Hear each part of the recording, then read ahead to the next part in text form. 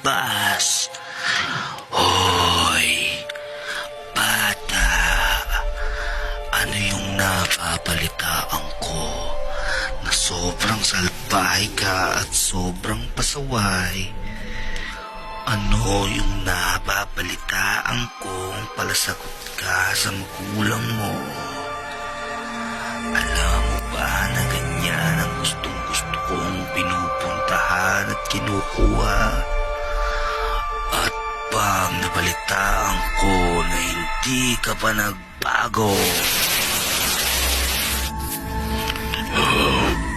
pupunta ako dyan at saka kita kukunin. Hindi ka makapagtatago sa akin.